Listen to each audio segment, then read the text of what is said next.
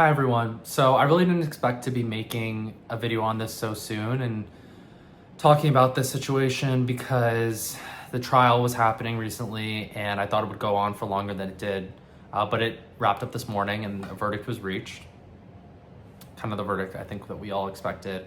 And so I figured while it was still fresh, because I want to close this chapter in my life and move on, I just wanted to kind of put my story out there, share this with you guys, explain why I've been so quiet on social media recently, and just kind of get it off my chest. So here's kind of my side of the story for the murder that happened in my Polycule. Again, just for some context, I think I should kind of start from the beginning. This was my first time being in a Polycule. It was all of our first times being in a Polycule except for Cole, spelled C-O-A-L.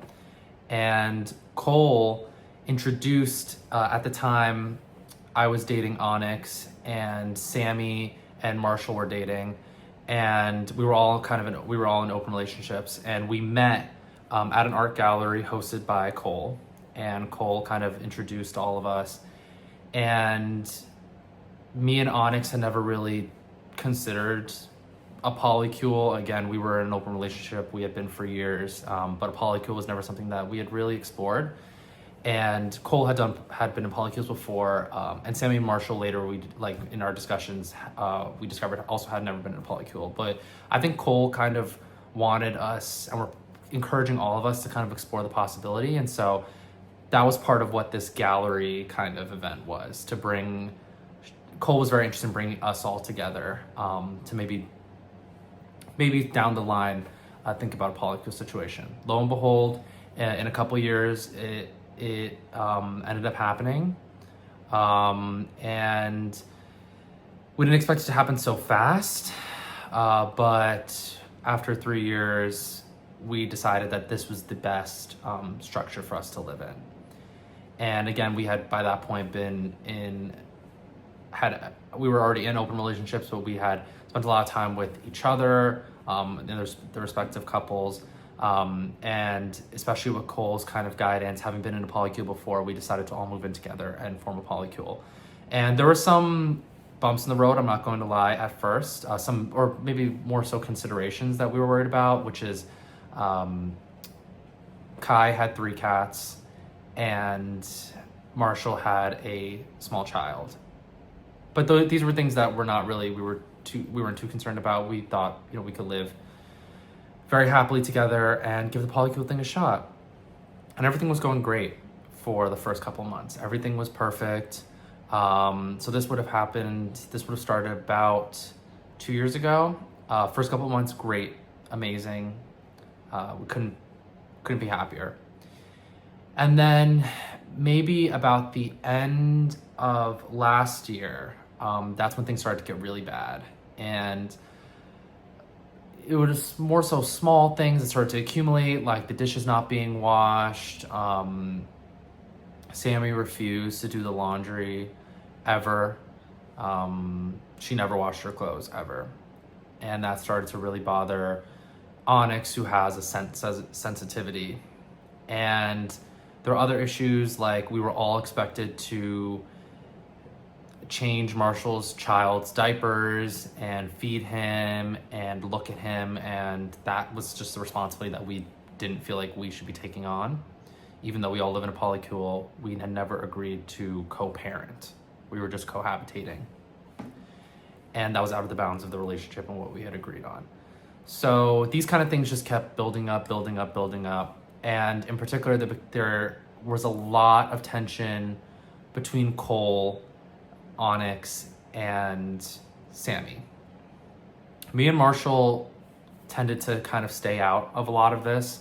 Eventually we were pulled in as well, but we really started to notice that there was a lot of tension between the three. And I think that's mainly because Sammy and Onyx kind of fought a lot about household responsibilities. Again, Onyx has a sensitivity, so there's a lot of animosity towards Sammy, and Cole, having been in Polycule before and having been like a de facto leader in a way, honestly took control of situations that didn't involve them.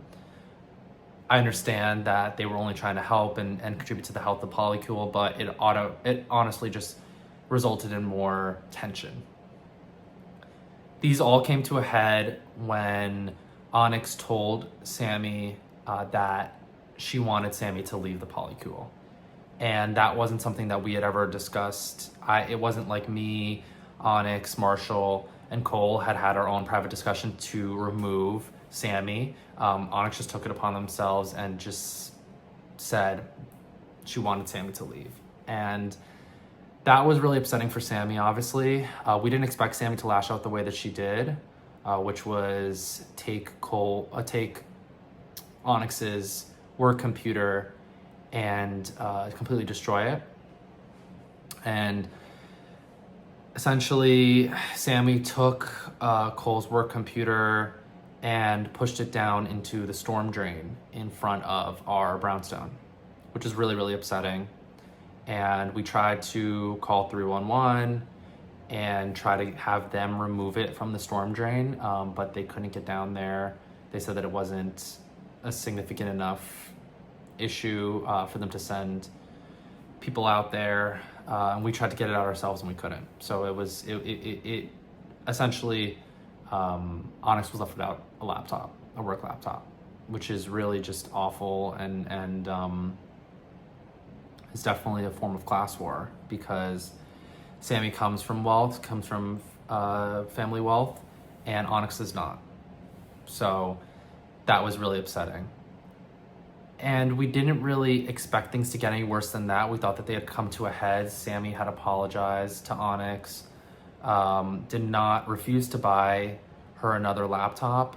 But we understood, polycules have issues, different personalities will clash, and so we just kind of tried to move on. And then that was until one night, Onyx and Sammy and Cole were all fighting. And that's because Cole had said to Sammy that it wasn't appropriate for her to continue to take the litter from the cat's litter box, our cat's litter box, and use it for sand sculptures that she would put all over the house. They started to smell really bad, and we appreciated the artistic kind of, we would never want to silence someone's artistic practice, and I don't think Cole was trying to do that. But Cole was really kind of disturbed and was saying, the litter goes in the garbage because it's garbage. It's not for making sand sculptures. And Sammy had kind of a long history of making kind of art pieces that we found disturbing and upsetting to our living space. I won't go into them because I don't think it's appropriate for me to discuss it in YouTube community guidelines, but all I'll say is that Sammy did not refrain from using bodily fluids in a lot of her artworks. And those are great in a gallery setting, but to live amongst them, the brownstone really started to get a smell that we just couldn't palate. So that conversation was happening. Cole was telling Sammy, and Onyx was kind of backing up Cole and saying this is really upsetting and disturbing. And Sammy just got really quiet and said, "Fine, I'll stop." And she went to bed. And that was it. We thought that was it. That was the end of the conversation. It was just very out of character for Sammy to just say, "Okay, fine, I'll go to bed." And in our bed that night, all five of us were kind of on edge because we still thought that was a little odd. Lo and behold, I wake up in the middle of the night around, I would say 1, 2 a.m., and I see Sammy rummaging through one of the drawers in the bedroom, and it's the drawer where we keep our katanas, because we all love anime, so we have a small katana collection. And she was kind of rummaging through that, and I asked her, "Are you what's going on? Do you need something? If you wanna." We could just play with the katanas in the morning. We could if you want to display a katana, we could do that tomorrow morning. We could figure that out. And she said, no, don't worry. Just go to sleep. Don't worry about it.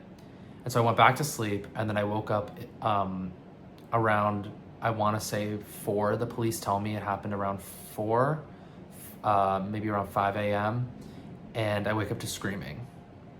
And it's still a bit of a blur, but I look over next to me and I see Onyx and I see Cole, and they're bleeding heavily. And they're covered in the cat litter from Sammy's sculptures. And Sammy's standing over them with the katana, holding the katana and screaming, oh, you don't like my sculptures, you don't like my art, well, now you're part of it. Now you're one of my pieces. And I started screaming. Marshall woke up, he started screaming, we ran out, and we ran as far away from the brownstone as we could. We called the police. We knew that Onyx and Cole were dead. We just knew it. There was no chance that they were gonna make it through that. We had seen what had happened to them, and we knew that Sammy had succeeded in what she was trying to do.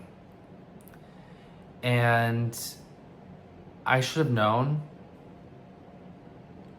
In the Bushwick community, it's very common to hear stories of this, of how polycules go very, very wrong. And, for the first couple months, it's all fun and games, and, everyone's happy, and everyone's, having a great time, even when one of the polycule partners has a small child. It's a great environment, and it's a great environment for us to live in. It's a great environment for a child to grow up in, until it turns bad. And that's exactly what happened here. So again, the trial happened as expected. I'm really not surprised. I am surprised it finished so soon, but it's really a shame. It's a shame that Sammy did what she did, and that she's going to get punished the way that she will. But I think I just want to share this story as a cautionary tale. I just want people to consider the risks of polycules, consider that strong, artistic, creative, innovative personalities all being in one room, living under one roof, sharing one bed, has its dangers and could have its downsides. And I also wouldn't recommend having a katana collection in your bedroom. Looking back on it now, perhaps that wasn't the best thing for us to collect and have at hand very easily. Even if you love anime, there's other things to collect that aren't sharp and dangerous.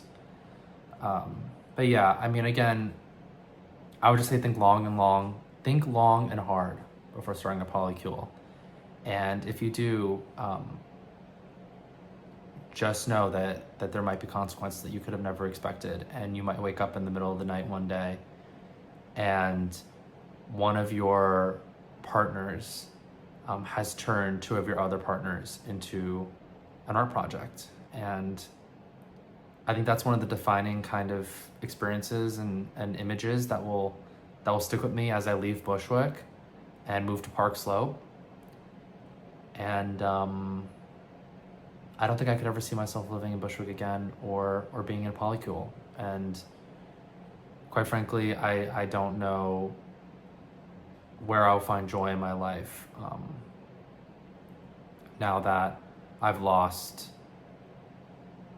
the thing that's made it worth living.